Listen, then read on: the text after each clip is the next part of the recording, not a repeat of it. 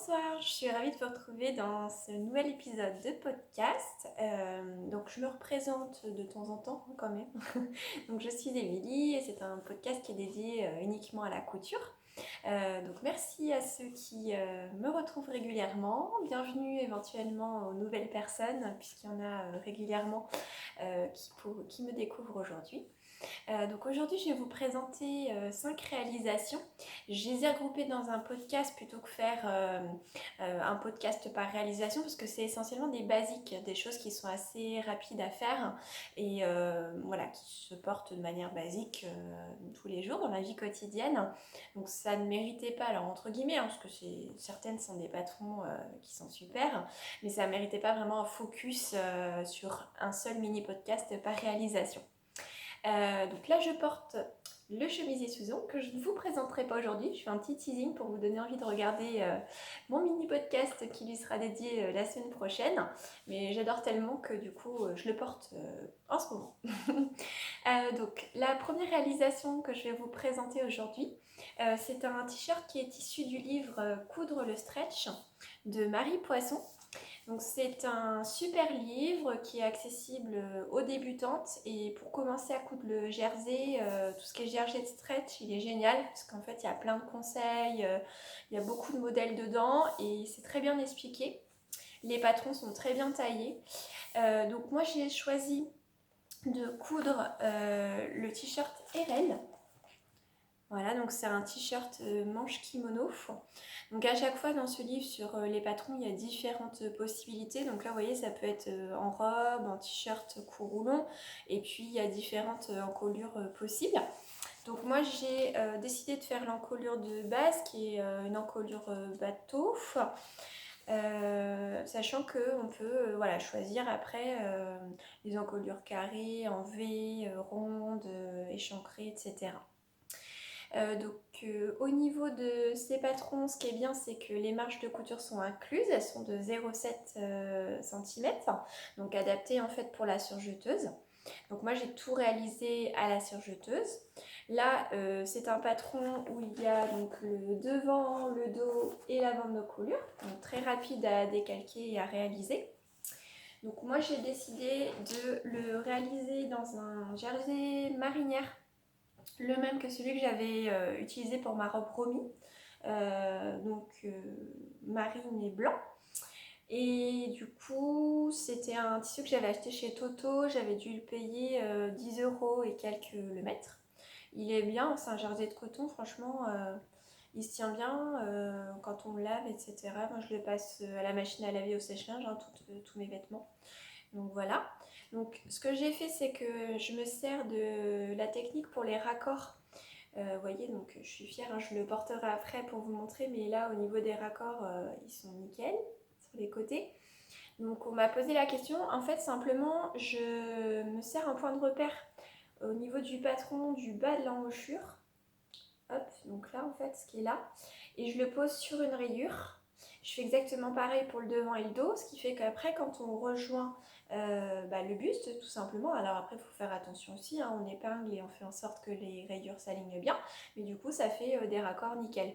Puis alors là d'autant plus facile que il n'y a pas de manches, enfin les manches elles sont en fait dans le devant et dans le dos, donc du coup forcément les raccords suivent aussi tout au long.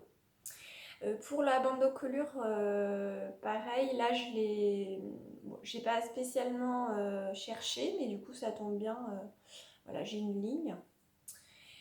Donc sur ce patron, donc, il y a la bande d'encolure. Après, les manches, en fait, c'est simplement un repli. Et puis l'ourlet du bas, j'ai utilisé une aiguille double. Voilà, donc je vous le porterai après en fin de podcast. Je vous porterai toutes les réalisations pour vous montrer ce que ça donne sur moi. Alors je l'aime bien, par contre la forme je trouve que ça me va pas trop, en tout cas moi c'est pas ce que j'aime bien sur moi. Là où j'ai eu le plus de mal en fin de compte c'est pour coudre la bande d'encolure, j'arrivais pas à ce qu'il n'y ait pas de pli. Je l'ai quand même redéfaite 2 fois. Après j'ai abandonné, j'ai dit bon bah tant pis, je le laisse comme ça. Et puis bah au bout d'un moment je me suis dit bon allez quand même on réessaye une dernière fois. Et la dernière fois c'était la bonne parce que là j'ai des petits plis, je vous le montrerai mais vraiment pas grand chose. Voilà, donc facile à réaliser. Alors, je vous avais dit que plutôt que d'utiliser l'aiguille double, j'utilisais un point droit stretch. Donc là, c'est ce que j'ai fait sur la manche. Et par contre, sur le bas, au niveau de l'ourlet, j'ai utilisé l'aiguille double.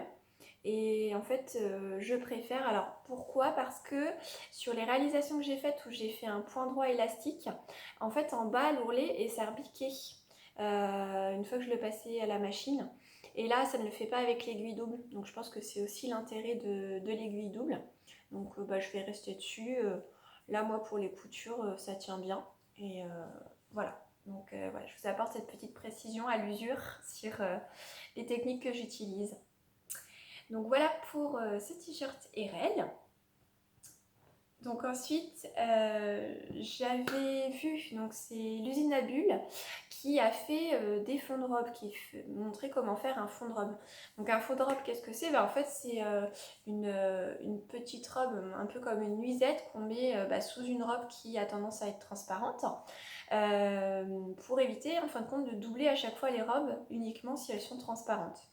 Donc je trouvais que l'idée était bien parce que effectivement des fois il y a des robes qu'on n'a pas envie spécialement de doubler parce que mine de rien c'est quand même du travail, ça demande du temps et des fois il faut savoir le faire aussi parce qu'il y a des patrons qui sont pas doublés et donc du coup j'ai décidé aussi de me faire deux fonds de robe, donc un fond de robe clair et un fond de robe foncé.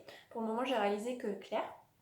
Donc j'ai utilisé un patron qui est gratuit, qui est le patron Baylen, alors je ne le prononce peut-être pas avec le bon accent, hein, de Pauline Alice. Donc on peut trouver sur son site.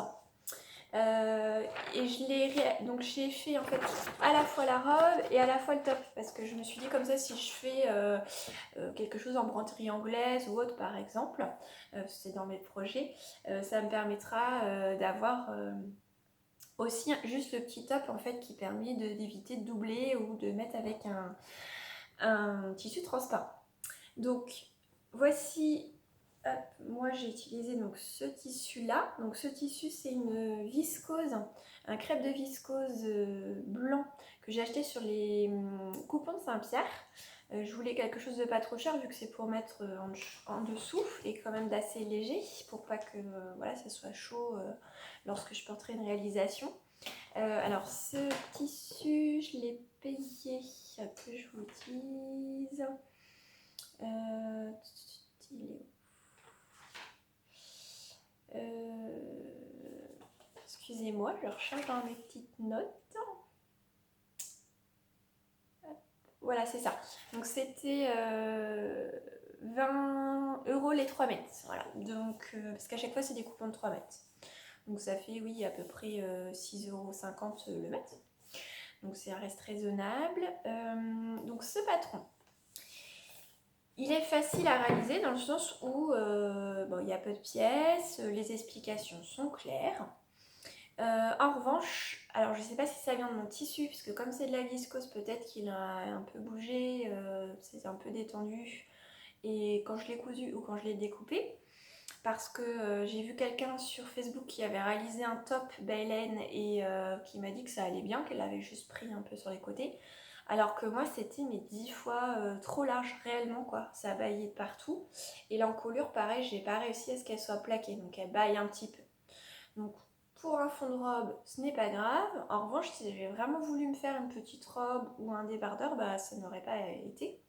Donc j'ai été obligée, en fin de compte, moi, pour que ça aille, de faire un dos élastiqué. Donc j'ai tout simplement utilisé le biais qu'on met sur le bord du patron. Et en fait, j'ai décousu et à l'intérieur, j'ai glissé un tout petit élastique. Voilà, donc j'ai mesuré en fait ce qu'il faudrait pour que ça me tienne bien quoi. Donc je vous la passerai mais par-dessus d'autres vêtements puisque comme c'est un peu transparent hein, pour que vous puissiez voir ce que ça donne quand même porté. Donc ce patron, comment c'est fait? Donc en fait on coupe dans le biais, alors c'est peut-être ça aussi qui fait que mon tissu a bougé, donc on coupe dans le biais, donc il y a le devant, le demi-devant, demi-dos et après en fait on fait un biais et c'est avec le biais qu'on fait donc le bord du haut et du dos. Voilà, donc c'est à cheval en fait. Et c'est ça aussi qui fait les bretelles. Voilà. Et il y a donc également 2 pinces. Voilà. Alors j'ai pas encore lavé mon tissu, donc vous voyez peut-être les traces de la craie bleue que j'utilise, hein, mais normalement ça s'en va après au lavage. Pour les pinces, j'en profite vu que je fais un podcast un peu plus long que d'habitude. Pour les pinces, moi j'utilise plusieurs techniques que j'ai vues sur internet. Donc je vais vous donner des petites astuces. Donc déjà, j'épingle la pince, je mets des épingles tout du long, comme ça me permet de vérifier des 2 côtés que ça tombe bien sur le trait, parce que souvent on a un peu de mal à ce que ce soit pas décalé. Je commence à coudre par la pointe. Alors, je vous dis pas que c'est académique, hein. Je vous dis moi comment je fais et que c'est comme ça que j'arrive le mieux à les réussir. Donc je commence par la pointe en réduisant vraiment le point. Je mets au minimum, donc ça va être 1,4. Donc tout le long de la pointe pendant peut-être 2 cm. Et après je remets à la taille habituelle, enfin l'espace habituel, donc 2,5 au niveau du point. Et je ne fais donc surtout pas de point arrière sur la pointe, hein, je démarre comme ça et je laisse. Et en revanche, je fais des points arrière une fois que j'arrive au bout. Voilà, et ensuite pour repasser la pince, donc je repasse sans passer sur la pointe, sur le devant là. Et ensuite, en fait, je couche et je repasse mais sur le dessus, en tirant le tissu, ce qui fait que ça fait bien aplati. Et donc là, vous voyez, et c'est le cas sur différentes réalisations, du coup, ça rebique pas, presque pas sur la pointe, et voilà, et ma pince est bien réalisée. Voilà, donc petite aparté sur la réalisation des pinces. Et puis donc après, il y a un ourlet en bas de cette robe. Donc là, c'est la robe baleine. Et donc j'ai réalisé, comme je vous le disais également, un petit top dans le même tissu, de la même manière. Voilà, petit top baleine. Donc si jamais vous le tentez, vu que c'est un patron gratuit, vous me direz si vous avez réussi à faire en sorte que ça tombe bien au niveau de l'encolure et au niveau de la marge là, hein, du buste, hein, parce que moi c'était vraiment trop large. Donc voilà, donc je vous les porterai après. Et puis donc ensuite, au niveau des cousettes, j'avais envie de me faire une tenue d'été en jersey, tout en restant basique, confortable.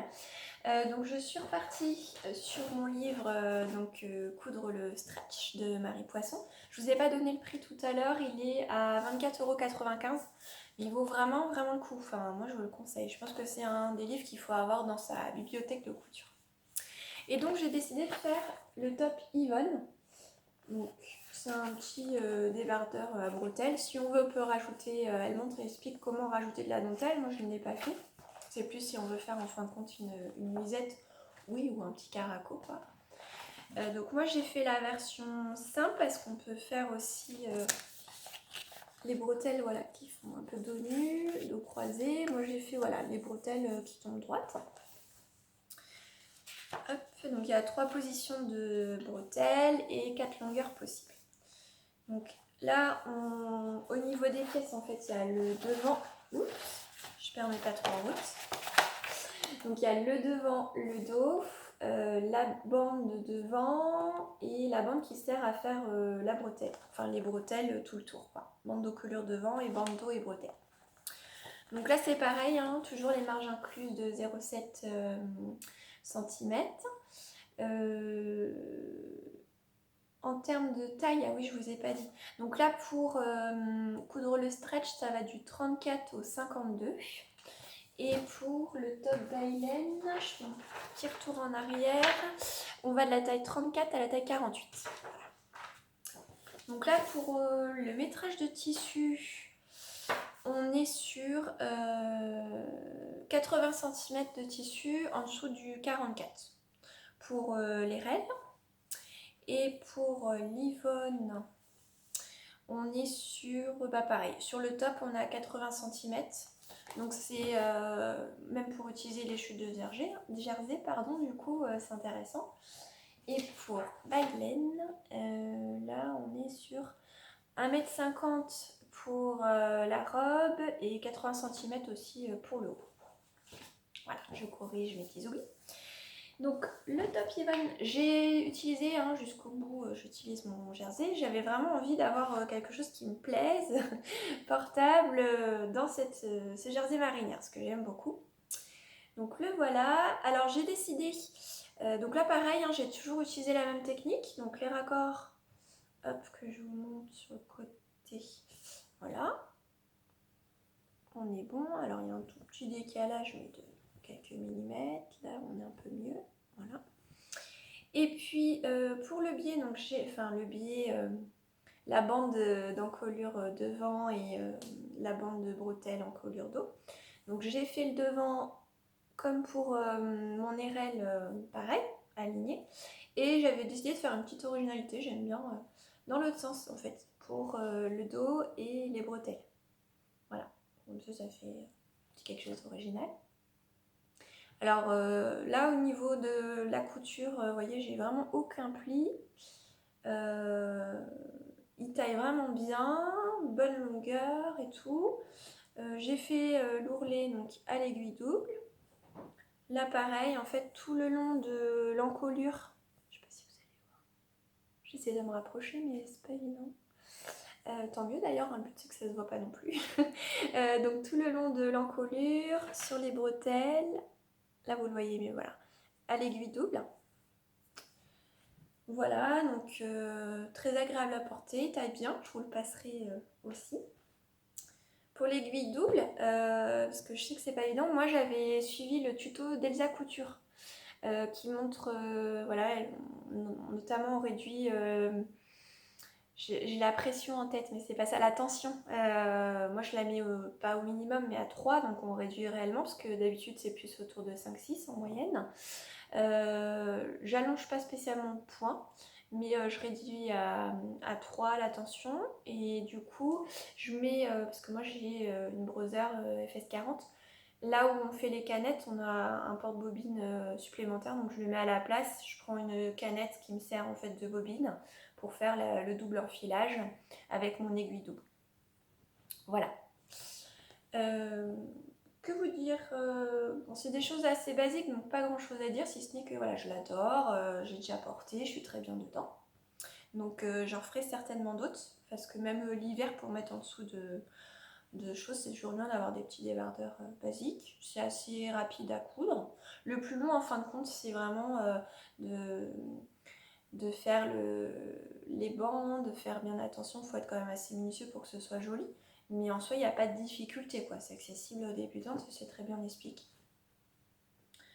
Voilà, et puis donc, pour mettre avec ce débardeur, je voulais aussi quelque chose en jersey, pardon, et quelque chose de simple, une jupe simple.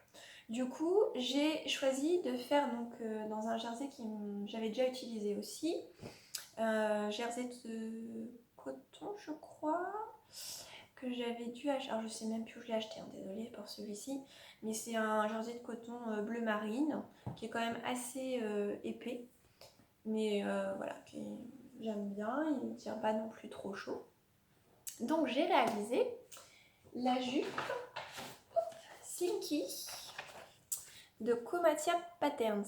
Je rapproche pour que là, je sais pas si vous allez voir à l'envers ou pas. Donc Comatia Patterns, la jupe Silky, c'est un patron gratuit. Alors foncez, parce que franchement il est génial, hyper rapide à coudre, il taille bien et c'est gratuit. Donc là on peut pas demander mieux. Par contre c'est en PDF, il faut le télécharger, mais c'est offert. Donc ce patron, il est hyper rapide parce qu'en fait il y a une seule pièce qui fait devant dos. En fait c'est juste le bas de cette pièce, l'ourlet qui est incliné d'une manière différente selon si c'est pour le devant ou le dos. Donc après moi j'ai fait une pièce et puis je replie quand je fais le devant ou le dos pour découper. Donc une seule pièce, il y a une pièce et il y a la bande qui sert de ceinture, 2 pièces. Ça va vite. Donc les marges de couture, elles sont incluses dans ce patron. Elles sont de 1,2 cm. Mais moi, en fin de compte, j'ai pris la taille XS. Et en fait, j'ai décalqué comme ça. Par contre, j'ai cousu à 0,7 pour pas m'embêter au niveau de la surjeteuse. Normalement, donc dans ce patron, dans la ceinture, la bande de ceinture, on est censé mettre un élastique. Moi, je ne l'ai pas mis. J'ai essayé comme ça et en fait, je pense que c'est plus confortable. Moi, vu que ça tient bien serré, que ça bouge pas, j'ai juste fait la bande de ceinture et c'est ça qui tient ma jupe. Voilà, donc un devant, un de haut. Et voilà, je suis hyper bien dedans. Et puis bah, pour l'ourlet, j'ai utilisé l'aiguille double aussi. Voilà, quoi vous dire, bah voilà, là, en fait on a 3 coutures à faire quoi. Assembler devant dos et puis ensuite assembler la ceinture, donc à la surjeteuse, c'est vraiment mais hyper rapide. Donc ça j'en referai d'autres parce que franchement c'est rapide, on est hyper bien dedans. En plus elle est en 3 longueurs, donc là moi j'ai fait la longueur, la deuxième longueur. On peut faire mini, enfin au-dessus du genou, qui arrive au genou ou longue. Voilà, donc en plus il y a différentes possibilités dans ce patron. Donc j'en suis vraiment super contente, hein. Je vous le recommande. Alors est-ce que c'est accessible aux débutants? Oui, parce qu'en plus, vous voyez, voilà, j'ai expliqué avec les schémas. Et puis bah il n'y a pas non plus énormément de couture à faire. Donc les débutants, vous pouvez y aller aussi. Voilà, je pense qu'on a fait le tour. Les tailles. Pas dit les tailles. Donc là en fait c'est XS à XL pour la jupe slinky. Alors pour vous donner une idée en termes de tour de taille, XS c'est 65 cm au niveau des mesures corporelles et XL 93 cm. Voilà. Je pense que j'ai fait le tour. Le métrage. Alors est-ce que je l'ai? Eh ben, alors sur du 150, alors en général nous c'est plus 140 les lèses, il faut pour la petite, la jupe un peu plus courte 70 cm, celle que j'ai fait 80 cm et la longue 90. Donc là c'est pareil pour les chutes de jersey, c'est super. Voilà, je pense que j'ai fait le tour. Bon, j'espère que ces cousettes vous plairont. Je vais vous les passer pour vous montrer ce que ça donne sur moi. Je vous retrouverai de toute façon donc, la semaine prochaine pour vous présenter un peu plus en détail donc, le chemisier Suzon.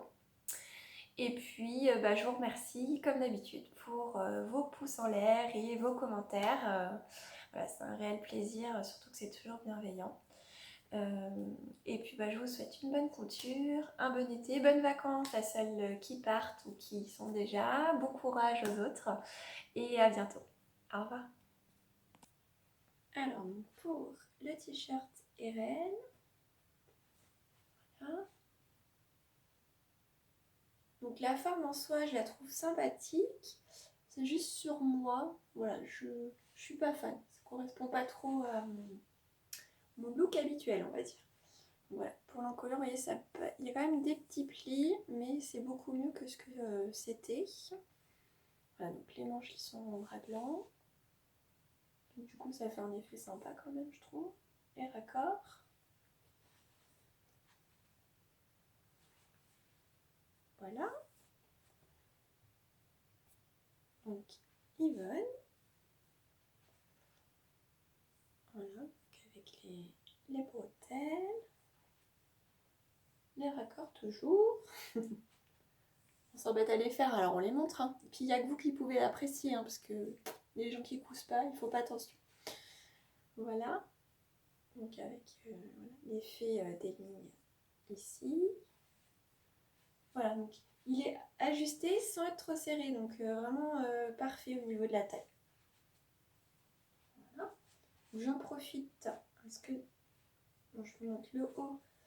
La jupe slinky, donc vous voyez au niveau de la ceinture. Donc là pareil, ça tient mais sans... Voilà, je suis quand même à l'aise dedans. Puis voilà, donc du coup je peux la porter taille haute si je veux. On peut redescendre, c'est l'avantage aussi du jersey. Voilà, et puis je vais vous la montrer d'un peu plus loin.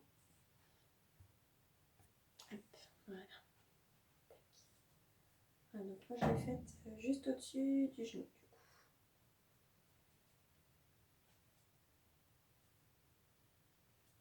Voilà pour la jupe. Et puis je vais vous passer la musette païenne par-dessus.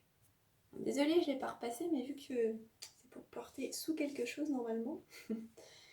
Voilà, donc là vous voyez, il a fallu vraiment que je mette l'élastique pour que voilà, là, ça soit ajusté comme il faut. Et donc comme je vous disais, l'encolure, eh ben, il est vraiment quoi. Et là j'ai pas... Enfin, je sais pas trop, même en raccourcissant les bretelles, après c'est un coup à ce que ce soit sous les bras, que je sois pas à l'aise, donc j'ai préféré laisser comme ça, tant pis. Voilà. Hop. Vous verrez pas le pas. Je vais essayer. Voilà.